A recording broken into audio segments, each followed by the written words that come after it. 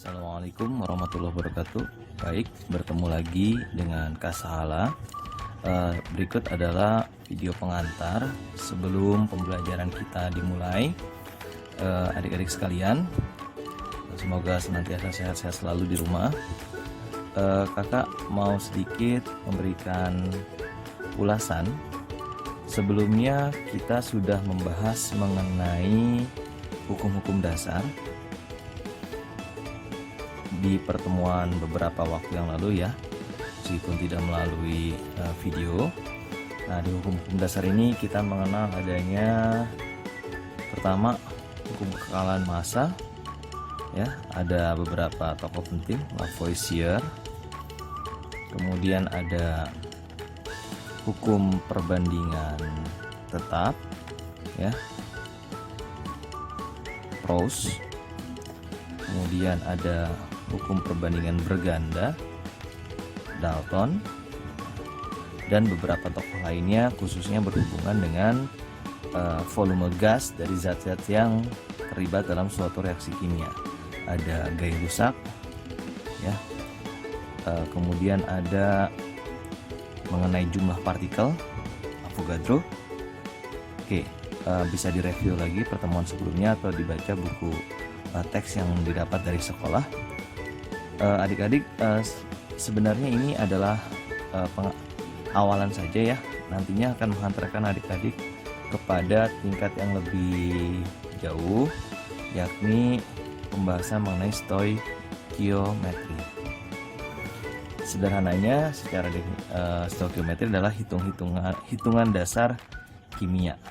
Oke, jadi nanti dalam stoikiometri ini pokok pembahasannya akan ditekankan kepada mol. Apa itu mol? Mol adalah satuan dari zat ya. Jadi kalau kita biasanya beraktivitas punya satuan yang kita kenal misalnya dengan lusin. Berapa sih satu lusin itu? Oke, kita punya satu lusin itu adalah 12 gitu ya. Kemudian kita punya satu kodi, isinya 100 seperti itu ya. Nah, sedangkan kalau 1 mol ternyata kita punya sebanyak 6,02 kali 10 pangkat 23 partikel ya. Jadi 1 mol itu mengandung sebanyak ini zat gitu. Nah, nanti dari mol inilah dikembangkan kepada hal yang lebih kita kenal dalam kehidupan sehari-hari. Misalnya zatnya dalam wujud padat, maka kita bisa konversi dia ke dalam massa. Satuannya bisa kita pakai gram ya, biasanya dalam kimia kita memakai gram.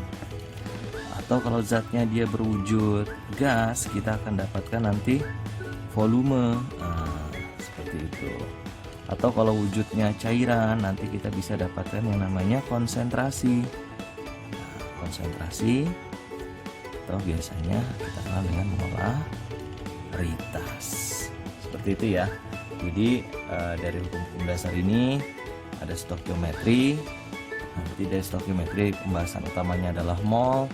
Mol kita nanti bisa convert dia ke dalam gram, volume, ke dalam konsentrasi, dicampur atau digabungkan dengan pemahaman adik-adik mengenai persamaan reaksi. Nah, dengan persamaan reaksi ini dicampur dengan konsep mol ya, akan menjadi hitungan dasar kimia yang akan berlanjut hingga kelas 12 nanti gitu ya. Oke, kakak sedikit memberikan review singkat. Tadi kakak punya dari mol, suatu zat ingin dirubah ke dalam massa. Misalnya kakak pakai lambang gram aja lah ya biar gampang. Maka ini kalau adik-adik punya mol suatu zat, tinggal kita kalikan dengan mR. Nah, sedangkan nanti kalau dari gram mau jadi mol, tinggal dibagi tentunya dengan mR. Jadi kalau mol ke gram kita kali tadi dengan mR, tapi kalau dari gram pengen dirubah ke dalam mol, kita tinggal bagi dengan mR. Ini rumus pertamanya. Nah, MR itu apa sih Kak? MR itu adalah massa molekul relatif gitu ya. Nah, massa molekul relatif itu seperti ini. Adik-adik kan tahu kalau misalnya ada H berinteraksi sama O, dia membentuk menjadi H2O misalnya air. Nah, atom H ini punya yang namanya AR, atom relatif, atomik relatif gitu ya. Nah, AR ini diketahui berbeda-beda untuk tiap unsur. Biasanya kita bisa dapat informasi ini dalam tabel periodik ya, atau kalau misalnya adik-adik punya misalnya begini, nah, ya ada nomor massa gitu ya, ada nomor massa, ada nomor atom. Nah, yang dimaksud dengan atomik relatif itu adalah nomor massanya gitu ya. Nah, kalau O juga ada AR-nya, ARH itu kakak hafal dia 1, ARO itu bernilai 16, jadi satuannya ya. Nah, MR itu kita lihat H2O, OH-nya ada 2, O-nya ada 1, maka MR-nya tinggal dikalikan dengan AR-nya masing-masing. ARH berapa? 1.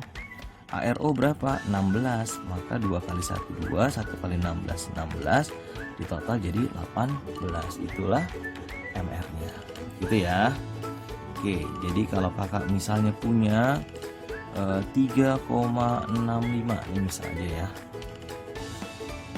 gram HCl, ARH sama dengan 1, CL sama dengan 35,5, ini dikasih tahu dari soal ya. Oke.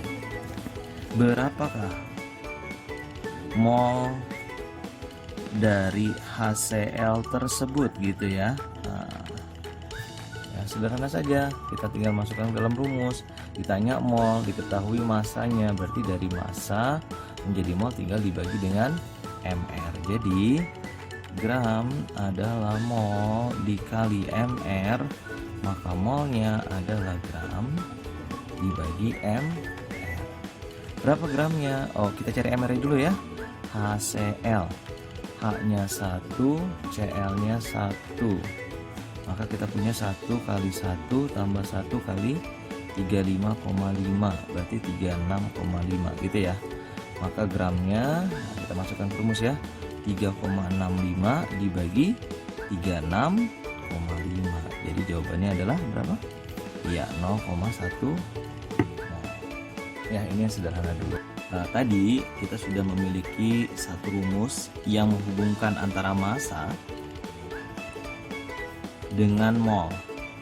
Jadi untuk mendapatkan massa suatu zat, kita cukup mengalihkan mol zat tersebut dengan mr-nya. Gitu ya. Begitu pula kalau kita punya massa suatu zat, ingin mendapatkan molnya, cukup kita bagi dengan mr-nya. Ini rumus yang pertama. Biasanya ini dipakai untuk zat yang wujudnya adalah padat atau larutan, ya seperti ini. Seandainya kita memiliki zat yang wujudnya gas, maka biasanya yang dihitung adalah volumenya. Jadi di sini volume gas.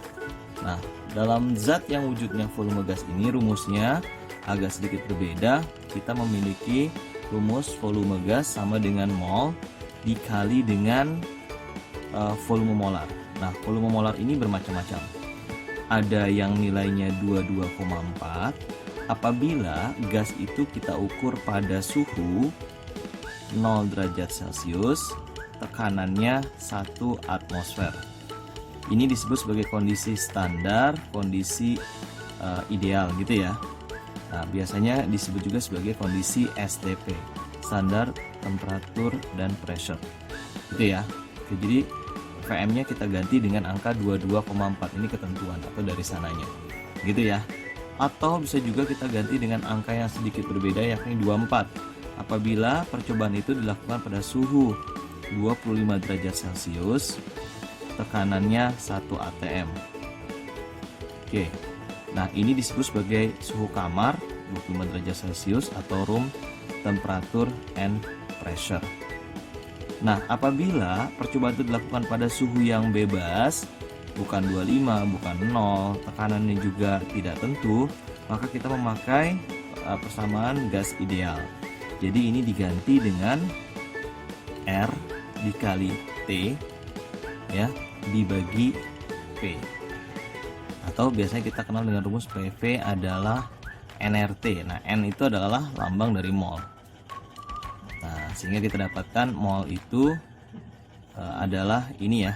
Nah, oke, jadi R-nya nanti bernilai tetapan 0,082, sedangkan T-nya adalah suhu dalam Kelvin. Makanya kita tambah dengan 273. Nah, jadi di sini untuk zat yang berwujudnya gas, biasanya yang menghubungkan antara volume dengan mol adalah salah satu dari 3 rumus ini. Biasanya sih yang sering keluar adalah yang kondisinya STP. Kak, kita tahu dari mana? Biasanya nanti dari soal hitung itu dikasih tahu, oh ini kondisinya STP. Paling tidak dikasih tahu suhunya berapa, tekanannya berapa. Oke ya. Nah, sedangkan untuk wujud yang khususnya larutan, biasanya selain tadi ada gramnya ini, ada konsentrasi. Konsentrasi itu ya biasanya dalam molaritas, dinyatakan dalam molaritas. Ini rumusnya adalah lambangnya yang besar, mol dibagi volume dalam liter. Oke, atau M itu boleh juga, ini penggabungan dari rumus yang pertama sebenarnya, gram per mr, gram zatnya per mr-nya dikali dengan 1000 per volume tapi dalam mililiter. Ini biasanya sebelum membentuk suatu larutan, zat itu dibuat dari zat padat yang dicampurkan ke dalam sejumlah tertentu pelarutnya, contohnya air. Jadi kita punya misalnya sekian gram HCl dicampurkan ke dalam 2 liter air. Nah, nanti dia akan jadi larutan yang memiliki konsentrasi. Nah, konsentrasinya itu kita cari memakai rumus ini. Oke. Nah, yang keempat adalah jumlah partikel. Jumlah partikel ini kalau adik-adik masih ingat waktu penjelasan Avogadro, suatu zat akan memiliki nilai 6,02 kali 10 pangkat 23 partikel banyaknya untuk 1 mol zatnya. Jadi kalau misalnya dia 2 mol berarti tinggal 2 kali lipatnya. 3 mol 3 kali lipatnya. Setengah mol berarti tinggal kita kalikan aja. Ini adalah jumlah partikelnya. Oke. Dari jumlah partikel kita bisa dapatkan mol dengan cara membaginya dengan ini kita sebut sebagai bilangan Avogadro. Gitu ya. Jadi kita di sini memiliki tidak banyak sih, beberapa rumus ya untuk pengenalan stoichiometri, yakni massa, volume gas, konsentrasi, dan jumlah partikel.